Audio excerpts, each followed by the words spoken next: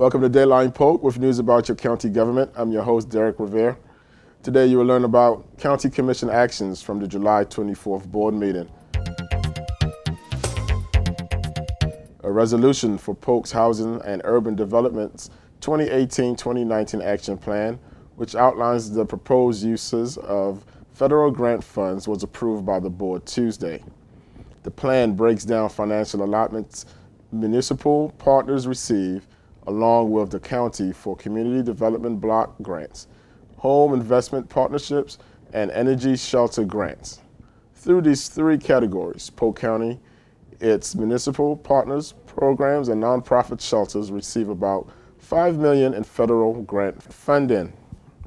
A 5-year contract with the Zimmerman Agency for the Tourism and Sports Marketing Division was approved by the board. The proposed contract is for 5 years and will be paid for from tourism tax funds. A $500,000 agreement with the Southwest Florida Water Management District for the Polk County Reclaimed Water Recharge Study also was approved Tuesday. We're looking at ways to better use our reclaimed water. Currently, for the past 30 years, we take our reclaimed water and we put it into rapid infiltration basins. It's just a big pond, you put the water in there, it soaks back down, it goes back into the ground. Well, we just put them next to the plant. So whatever the wastewater plant happens to be, that's where the ribs are. Well, now with the new the new concerns about limiting groundwater supplies to make sure that we don't adversely affect the environment, we're looking at ways to put that reclaimed water in areas that would actually benefit the aquifer more than just happenstance about where the wastewater plant happens to be. So now we're looking at putting it in places that maybe the aquifer is experiencing a little trouble, maybe it doesn't have as much pressure, there are future withdrawals show that area may be stressed. So this project is looking at the potential of success for that type of application, for taking reclaimed water, putting it someplace that actually makes sense for the environment and the recharge of the aquifer in the future.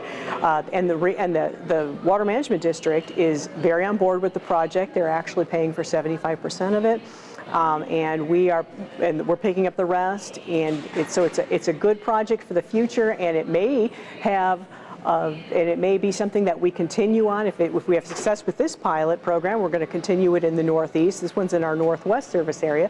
We're going to continue it in the Northeast and working with Toho Water Authority on similar type projects. So we're very excited about it. It's a good project for the region. It's a good project for all of Polk County and for all of Central Florida to look at these types of ways of better using the resources we have before we have to go to any type of more expensive alternative water supplies. The board approved Amendment 2 to its agreement with Hydro Solution Consultant LLC for the Cherry Hill Water Production Facility. The nearly $1 million agreement will include data collection, groundwater modeling, design, permitting, and bid construction administration. One half of this cost will be paid by the Southwest Florida Water Management District from the cooperative funding agreement approved in the previous agenda item. A piggyback agreement with Miller Pipeline LLC for wastewater collection system rehabilitation services was approved.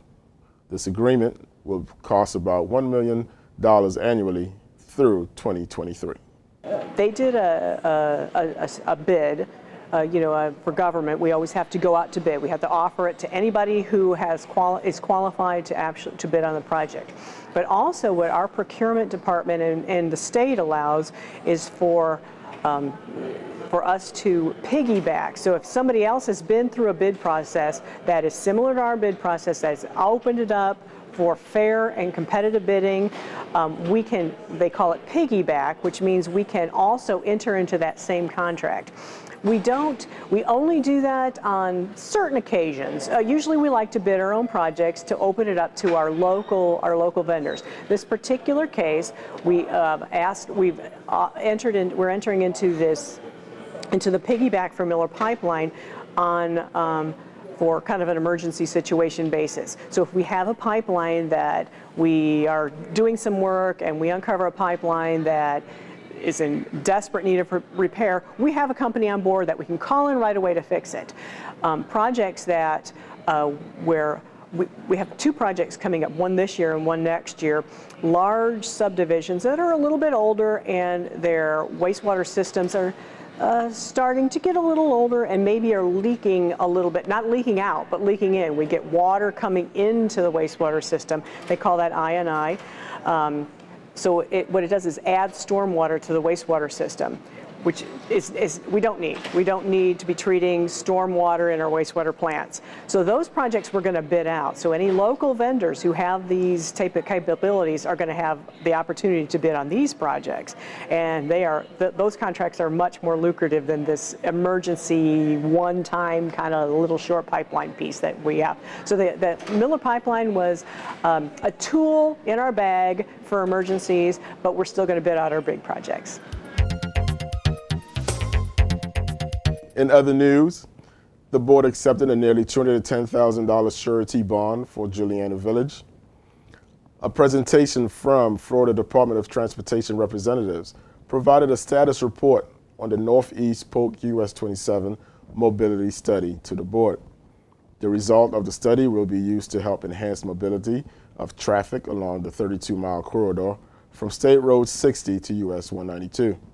The FDOT group told the board they hope to include information from elected officers of the county and cities, along with the general public in its study, which is expected to be completed in 2021. The board recognized several longtime employees for their dedicated service to the county.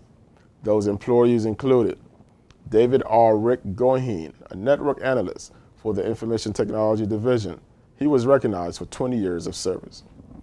Derek Harpe, the Recreation and Program Superintendent for the Parks and Natural Resources Division, was recognized for 20 years of service.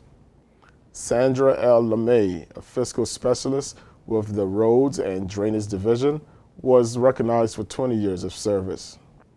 Michael T. Prine, a Driver Engineer for Polk County Fire Rescue, was recognized for 30 years of service. In public hearings, during the afternoon session, the board held several public hearings on a variety of items. Those items up for consideration included a resolution that establishes and revises certain fees and charges for health and environmental services for the Polk County Health Department was approved by the board. The fees in 173 categories help offset the cost of public health services. A separate action dealing with septic tanks will be held in September. The first public hearing on proposed alcohol beverage regulation changes was held Tuesday. Although no action was taken during its first reading, the proposed Land Development Code text amendment, if passed, will change several items, which included extending the cessation of use of alcohol serving establishments up to 5 years in commercial districts, better defining the terms of church and school, grandfathering alcohol serving establishments up to 5 years in commercial districts, modifying and describing in detail alcohol beverage license classifications and their development standards, a resolution adopting a restated and amended development order to the Ridgewood Lakes development of Regional Impact Phase 1 and Impacting Phase 2 was approved Tuesday. The following 7 items are all Land Development Code text amendments, which are part of the Land Development Division biannual update. It was the first reading of all items where no action is taken. These items include O22 allows residential and residential mixed-use plan development to not expire.